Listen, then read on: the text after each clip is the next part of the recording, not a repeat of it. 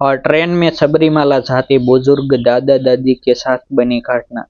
राजस्थान के मरुस्थल में बसा छोटा सा कस्बा धौरापुर अपनी सादगी और आस्था के लिए जाना जाता था। उसी कस्बे में रहने वाले मोहनलाल शर्मा उम्र के 70वें पड़ाव को पार कर चुके थे। सफेद दाढ़ी, शांत आंखें और चेहरे पर ऐसा तेज मानो वर्षों की तपस्या झलकती हो। और उनकी पत्नी कमला देवी उनसे 2 साल छोटी थी, लेकिन शरीर से कमजोर और घुटनों के दर्द से परेशान। फिर भी दोनों के मन में एक ही सपना था, और जीवन में एक बार सबरीमाला जाकर भगवान अयप्पा के दर्शन करना। उनका एकलौता सहारा था उनका 12 साल का पौत्र आरव, और जो बचपन से ही अपने दादा दादी के साथ पूजा पाठ में लगा रहता था। आरव के माता पिता शहर में नौकरी करते थे, इसीलिए अधिकतर समय वह दादा दादी के पास ही रहता। जब मोहनलाल ने सबरीमाला यात्रा की इच्छा जताई तो घर के सभी लोगों ने उम्र और कठिन यात्रा का हवाला देकर मना किया, लेकिन मोहनलाल का विश्वास अडिग था। उन्होंने कहा, अयप्पा बुलाते हैं तभी यात्रा होती है, और जब बुलावा आ जाए तो शरीर की उम्र नहीं, मन की श्रद्धा चलती है। कई महीनों की तैयारी, व्रत, नियम और संयम के बाद वह दिन आया जब तीनों को राजस्थान से केरल के लिए ट्रेन पकड़नी थी। ठंड की सुबह थी, स्टेशन पर भीड़ थी, और प्लेटफॉर्म पर शोर के बीच मोहनलाल हाथ में छोटा सा कपड़े का थैला पकड़े खड़े थे, और जिसमें काली माला, इरुमुड़ी और कुछ प्रसाद था। कमला देवी आरव का हाथ थामे थी, मानो भीड़ में कहीं खो न जाए। ट्रेन आई, और जैसे तैसे तीनों को स्लीपर कोच में सीट मिल गई। ट्रेन के चलने के साथ ही मोहनलाल की आंखें नम हो गई। आरव ने पूछा, दादाजी आप रो क्यों रहे हो? मोहनलाल ने मुस्कुराते हुए कहा, ये आंसू नहीं है बेटा, ये भगवान अयप्पा की याद है, जो हमें बुला रहे हैं। शुरुआत में यात्रा सामान्य रही। सह यात्री अलग अलग राज्यों के थे, कोई व्यापार के लिए, कोई रिश्तेदारी में, तो कोई तीर्थ यात्रा पर। लेकिन जैसे जैसे ट्रेन राजस्थान की सीमाएं पार करती गई, माहौल में एक अजीब सी शांति डोलने लगी। रात का समय था, अधिकतर लोग सो चुके थे, और ट्रेन की खटर पटर आवाज किसी मंत्र जाप जैसी लग रही थी। कमला देवी को अचानक घबराहट होने लगी, उनका चेहरा पीला पड़ गया और सांस तेज चलने लगी। मोहनलाल घबरा गई। उन्होंने आरव से पानी मंगवाया, और तभी सामने वाली सीट पर बैठे एक अजनबी ने धीमी आवाज में कहा, माता जी को ज्यादा घबराने की जरूरत नहीं है, अयप्पा सब संभालेंगे। मोहनलाल ने चौंक कर उसकी ओर देखा। वह आदमी साधारण कपड़ों में था, न ज्यादा बूढ़ा न ज्यादा जवान, आंखों में अजीब सी गहराई थी। और कुछ देर बाद कमला देवी को राहत मिली और वह सो गई, लेकिन मोहनलाल की नींद उड़ चुकी थी। उन्हें लग रहा था कि यह यात्रा साधारण नहीं है। रात के करीब 2 बजे ट्रेन एक छोटे से स्टेशन पर रुकी। वहां कोई खास हलचल नहीं थी, बस एक पीली सी लाइट और खाली प्लेटफॉर्म। तभी उसी अजनबी ने उठकर आरव के सिर पर हाथ रखा और कहा, ध्यान रखना बालक, यह यात्रा परीक्षा भी है और कृपा भी। आरव कुछ समझ नहीं पाया, लेकिन उसके शरीर में सिरहन सी दौड़ गई। मोहनलाल ने जब पलट कर दोबारा उस आदमी को देखा तो वह अपनी सीट पर नहीं था। ट्रेन चल पड़ी थी और दरवाजे बंद थे। अगली सुबह जब उजाला हुआ, मोहनलाल ने आसपास के यात्रियों से पूछा कि रात में उनके सामने कौन बैठा था। किसी ने साफ कहा, काका, वहां तो रात भर कोई नहीं बैठा था। किसी ने कहा, आपको भ्रम हुआ होगा। लेकिन आरव ने धीमी आवाज में कहा, दादाजी, उसने जो बोला था वही तो आप हमेशा कहते हो कि अयप्पा परीक्षा लेते हैं। जैसे जैसे ट्रेन दक्षिण भारत की ओर बढ़ी, घटनाएं और भी अजीब होने लगी। कभी आरव को लगता कोई उसे नाम लेकर पुकार रहा है। कभी कमला देवी को सपने में पहाड़, जंगल और दीपक दिखते। मोहनलाल हर बार बस इतना कहते, डरो मत, जब तक आस्था साथ है कुछ गलत नहीं होगा।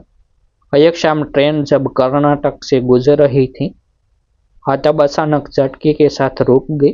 अंधेरा था, हाँ, बाहर कुछ दिखाई नहीं दे रहा था। हाँ, यात्रियों में हड़कंप मच गया। हाँ, तभी कोच के आखिरी दरवाजे के पास वही अजनबी फिर दिखाई दिया। इस बार उसने साफ कहा, मोहनलाल, हाँ, मंजिल से पहले धैर्य की आखिरी परीक्षा बाकी है। हाँ, मोहनलाल के पैरों तले जमीन खिसक गई। वह नाम जानता था, उनका नाम। आरव ने डरते डरते दादाजी का हाथ पकड़ लिया। कमला देवी की आंखों से आंसू बहने लगे और तभी ट्रेन फिर से चल पड़ी। हाँ, लेकिन उस अजनबी का कोई निशान नहीं था। हाँ, मोहनलाल को अब पूरा विश्वास हो चुका था कि यह यात्रा सिर्फ रेल की पटरियों पर नहीं, बल्कि आस्था और रहस्य के रास्ते पर चल रही है। हाँ, सबरीमाला अभी दूर था। हाँ, ट्रेन के दोबारा चल पड़ते ही कोच में फैली बेचैनी धीरे धीरे शांत होने लगी। हाँ, लेकिन मोहनलाल शर्मा के मन में उठे सवालों का शोर थमने का नाम नहीं ले रहा था।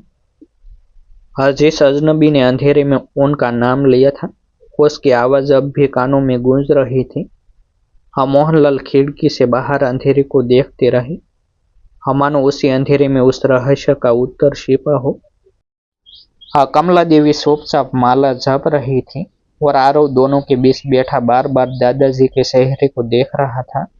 हाँ, क्योंकि उसने पहली बार अपने दादा की आंखों में डर और श्रद्धा को एक साथ देखा था। हाँ, सुबह होने पर ट्रेन केरल की सीमा में प्रवेश कर चुकी थी। हरियाली, पहाड़, हाँ, नारियल के पेड़ और नमी भरी हवा, हाँ, सब कुछ राजस्थान के सूखे रेगिस्तान से बिल्कुल अलग था। हाँ, कमला देवी ने जैसे ही खिड़की से बाहर देखा, उनकी आंखों से आंसू बह निकले। उन्होंने धीमे स्वर में कहा, मोहन जी, हाँ, लगता है अयप्पा हमें अपने घर बुला रहे हैं। हाँ, मोहनलाल ने सिर हिलाई। हाँ, लेकिन उनके मन में अब भी उस अजनबी की बातें घूम रही थी। हाँ, मंजिल से पहली आखिरी परीक्षा। एर्नाकुलम के पास ट्रेन रुकी। हाँ, जहाँ से उन्हें आगे की यात्रा करनी थी।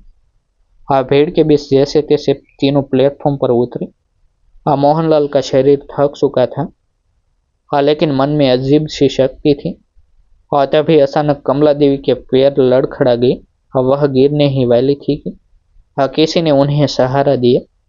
हाँ, मोहनलाल ने जैसे ही पलट कर देखा, वही अजनबी सामने खड़ा था। इस बार उसने मुस्कुरा कर कहा, डरिए मत माता। हाँ, जब तक व्रत और विश्वास साथ है, हाँ, गिरावट नहीं आती। आरव ने घबरा कर पूछा, आप कौन हो? उस अजनबी ने आरव के माथे पर उंगली रखी और कहा, हाँ, जो हर यात्री के साथ चलता है, हाँ, पर दिखता बहुत कम है। इतना कहकर वह भीड़ में गायब हो गया। हाँ, मानो कभी था ही नहीं। हाँ, मोहनलाल के रोंगटे खड़े हो गए। अब उन्हें यकीन हो चुका था कि यह कोई साधारण इंसान नहीं है। आगे की यात्रा बस और पैदल मार्ग से शुरू हुई। हाँ, सबरीमाला का कठिन रास्ता, हाँ, घना जंगल, चढ़ाई और नियम, हर कदम पर परीक्षा थी। हाँ, कमला देवी की तबीयत बिगड़ने लगी।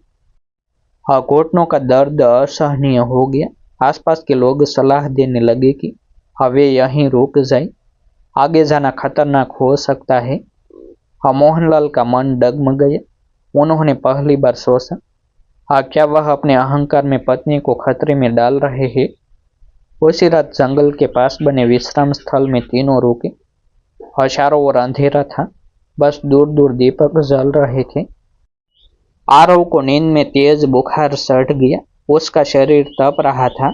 कमला देवी रोने लगी, मोहन जी, यह सब मेरी वजह से हो रहा है, हमें लौट जाना चाहिए। हाँ, मोहनलाल टूट चुके थे। उन्होंने पहली बार भगवान से शिकायत की, अयप्पा, अगर यह परीक्षा है तो मुझे दो, इन पर क्यों? हाँ, तभी उसी अंधेरे में कदमों की आहट सुनाई दी। हाँ, वही अजनबी पास आकर बैठ गया। उसने शांत स्वर में कहा, श्रद्धा में सवाल आ जाए तो परीक्षा कठिन लगती है, याद रखो, यह यात्रा शरीर की नहीं, मन की है। उसने आरव के सिर पर हाथ रखा। हाँ, कुछ ही पलों में आरव का बुखार उतरने लगा। कमला देवी अवाक रह गई। हाँ, मोहनलाल के हाथ अपने आप जुड़ गए। हाँ, मोहनलाल ने कांपती आवाज में पूछा, क्या आप? अजनबी ने बात काटते हुए कहा, हाँ, नाम जानना जरूरी नहीं, बस इतना समझ लो, हाँ, जब विश्वास डगमगाने लगे, हाँ, तब मैं दिखाई देता हूँ। अगली सुबह आरव पूरी तरह ठीक था। कमला देवी ने फिर से चलने की जिद की। हाँ, मोहनलाल की आंखों में आंसू थे। हाँ, लेकिन अब वह डर के नहीं, कृतज्ञता के थे। आखिरकार वह दिन आया जब तीनों सबरीमाला के पवित्र स्थान के सामने खड़े थे। हर सीढ़ी पर मोहनलाल का दिल जोर जोर से धड़क रहा था और उन्होंने पीछे मुड़कर देखा। कमला देवी थकी थी, लेकिन चेहरे पर अजीब सी चमक थी और आरव की आंखों में श्रद्धा और गर्व था। जैसे ही उन्होंने आखिरी सीढ़ी पार की और अयप्पा स्वामी के दर्शन किए, मोहनलाल फूट फूट कर रो पड़े। उन्हें लगा जैसे जीवन भर का बोझ उतर गया हो। उसी पल उन्होंने भीड़ में उस अजनबी को देखा। वह दूर खड़ा मुस्कुरा रहा था। सिर पर वही साधारण कपड़ा, आंखों में वही गहरे। मोहनलाल ने हाथ जोड़कर धन्यवाद किया। पल भर में वह ओझल हो गया। वापसी की यात्रा में तीनों शांत थे। अब कोई डर नहीं था, सिर्फ एक विश्वास था कि भगवान अपने भक्तों के साथ हर रूप में चलते हैं, कभी यात्री बनकर, कभी सहारा बनकर और कभी परीक्षा बनकर। राजस्थान लौटने के बाद मोहनलाल ने सबसे बस इतना कहा, सबरीमाला की यात्रा ट्रेन या पैदल रास्ते से नहीं होती, वह होती है श्रद्धा से। और जो श्रद्धा रखता है, अयप्पा उसे कभी अकेला नहीं छोड़ते। डिस्क्लेमर, यह कहानी वास्तविक घटनाओं से प्रेरित है। इसमें बताए गए पात्रों के नाम, स्थान और कुछ परिस्थितियां दर्शकों की समझ और मनोरंजन के उद्देश्य से बदली गई है।